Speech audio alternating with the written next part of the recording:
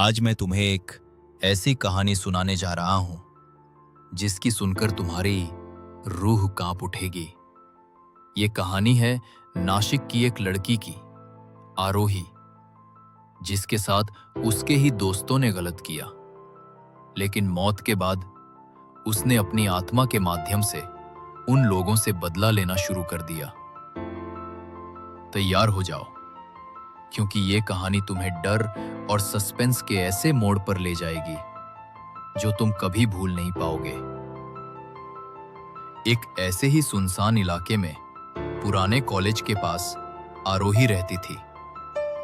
एक मासूम खुश मिजाज लड़की जिसकी हंसी में भी कुछ अलहदा चमक थी। कॉलेज की गलियों, किताबों की खुशबू और दोस्तों की हंसी में ही उसका दिन निकलता था। लेकिन उस मासूमियत के पीछे एक अनजाना डर छुपा था, जिसकी झलक उसे खुद भी नहीं पता थी। आरोही की जिंदगी में दो लड़के थे, कबीर और राघव। दोनों कॉलेज के दोस्त और एक तरह के स्मार्ट, दिल फेंक किस्म के लड़के थे। पहले तो वो बस दोस्त लगते थे, लेकिन धीरे धीरे उनका व्यवहार कुछ अलग होने लगा। उनकी बातें, उनकी नजरें और कभी-कभी उनके हाव भाव, सब में एक अजीब सा खेल छुपा था। एक शाम जब कॉलेज का दिन खत्म हुआ और सारे छात्र अपनी अपनी राह पकड़ रहे थे, कबीर और राघव ने आरोही को अपने साथ चलने के लिए कहा।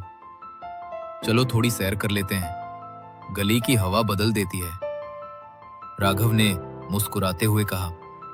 आरोही ने हाँ कर दी। उसे लगा कि दोस्तों के साथ समय बिताना ठीक रहेगा। जैसे ही वे तीनों कॉलेज की पुरानी गलियों में पहुंचे, माहौल अचानक बदल गया। हवा में ठंडक बढ़ गई और दूर कहीं से अजीब सी आवाज आई, जैसे किसी ने धीरे से फुसफुसाया हो। आरोही ने महसूस किया कि कुछ ठीक नहीं है और उसने अपनी चिंता को दबा दिया।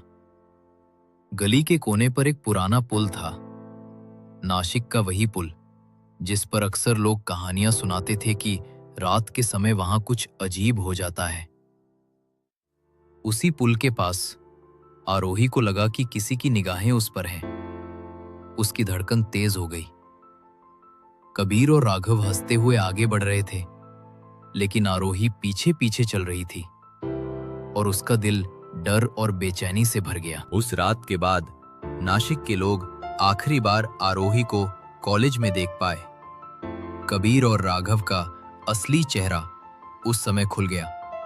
वो चेहरा जो किसी को दिखाई नहीं देता जब तक नुकसान हो न जाए।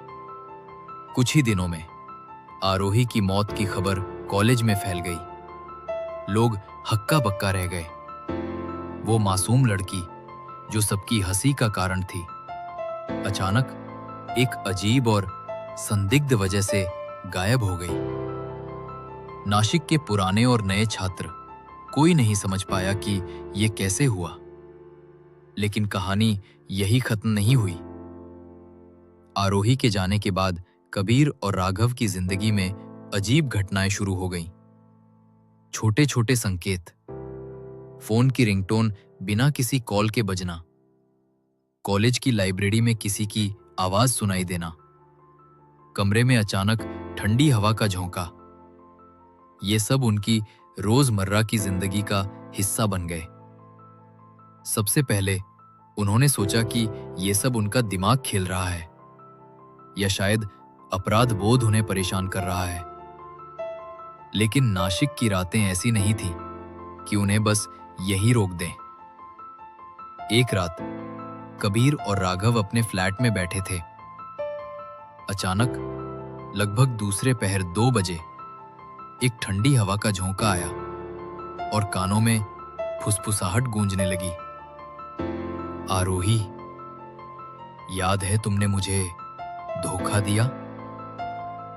दोनों एक दूसरे को देखे रह गए। डर और अपराध बोध ने उनके चेहरे पर छा जाना शुरू कर दिया। कमरे का हर साया अब उनके लिए खतरनाक था। इसके बाद नासिक की गलियां, पुराना कॉलेज ब्रिज लाइब्रेरी और आरोही का पसंदीदा पार्क हर जगह उनके लिए डर और सन्नाटे की निशानी बन गई। उनके सपने अब अजीब, डरावने और यादगार घटनाओं से भरे थे। कभी-कभी वो हवा में किसी अदृश्य चीज से लड़ते नजर आते और कभी-कभी ऐसा लगता कि आरोही की आत्मा उन्हें सीधे देख रही हो। और ये तो सिर्फ शुरुआत थी। नासिक की रातें अब उनके लिए कभी भी शांत नहीं थी। पुरानी गलियां, कॉलेज का ब्रिज, लाइब्रेरी और आरोही का पसंदीदा पार्क, हर जगह जैसे उसकी आत्मा उन्हें घूर रही हो। कबीर और राघव अब हर कदम पर महसूस करने लगे थे कि कुछ छुपा हुआ है, कुछ ऐसा जिसे नजरअंदाज नहीं किया जा सकता। पहली रात जब दोनों अपने फ्लैट में थे, फुसफुसाहटें और ठंडी हवा के झोंके बार बार आए। कबीर ने कहा, शायद ये सब हमारी कल्पना है, ये सब हमारे गिल्ट की वजह से हो रहा है। राघव ने सिर हिलाया, पर उसके चेहरे पर डर साफ दिखाई दे रहा था। तभी कमरे के कोने में एक अजीब सा साया हिलते हुए नजर आया। उनके पैरों के नीचे फर्श पर हल्की कंपन महसूस हुई। दिन ब दिन घटनाएं और भी डरावनी होती है गईं। कॉलेज में किताबें अपने आप की हंसी हवा में गूंज रही है। कबीर और राघव ने पहले तो इसे नजरअंदाज करने की कोशिश की, लेकिन अब यह असंभव था। एक रात नासिक के पुराने पुल पर दोनों ने महसूस किया कि कोई उन्हें बाहर खींचने की कोशिश कर रहा है।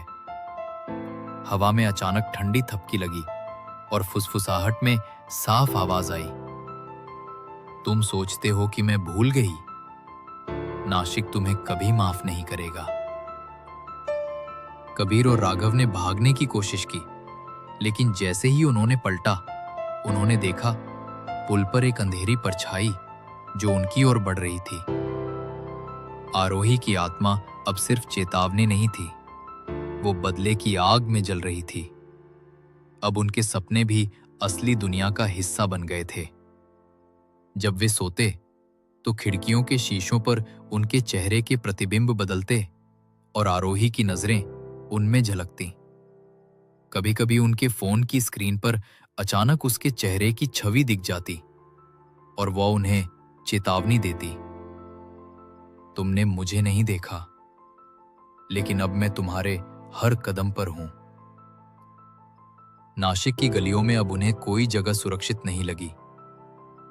हर रात पुल, लाइब्रेरी, पार्क, ये सब उनके लिए जिंदा डर बन गए थे। फिर एक रात दोनों अपने आप को कॉलेज के पुराने ऑडिटोरियम में पाए।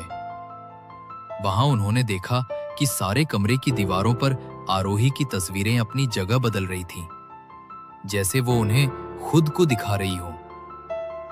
एकदम अचानक कमरे की लाइट चली गई और सिर्फ मोमबत्तियों की हल्की रोशनी में आरोही की आत्मा उनके सामने प्रकट हुई। उसने कहा, अब समय आ गया है, तुमने जो किया उसका हिसाब अब चुकाना होगा।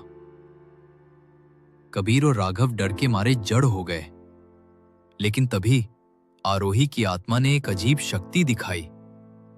हवा में सब कुछ उड़ रहा था, मोमबत्तियां अपने आप जल रही थीं और पुरानी दरवाजों से दरवाजे अपने आप बंद हो रहे थे। दोनों ने महसूस किया कि अब कोई बचने का रास्ता नहीं है। नासिक की ये रात उनके लिए जैसे जेल बन गई थी और हर कोना उनका पीछा कर रहा था। अंततः सुबह होने तक कबीर और राघव नासिक की गलियों में अकेले, डर और अपराध बोध में खोए हुए मिले, लेकिन उनकी आंखों में वही डर और पीड़ा बनी रही, ये याद दिलाने के लिए कि आरोही की आत्मा अब हमेशा उनके साथ थी। कहानी यहीं खत्म नहीं होती। नासिक की गलियां अब भी उसी मासूम लड़की की याद दिलाती हैं और लोग कहते हैं, अगर कभी आधी रात को ठंडी हवा का झोंका आए और कानों में कोई फुसफुसाए, मेरी नींद क्यों तोड़ी, तो समझ लेना कि वो आत्मा अब भी कहीं जिंदा है। क्लाइमैक्स। आरोही का बदला पूरा हुआ। कबीर और राघव की जिंदगी अब कभी पहले जैसी नहीं रही।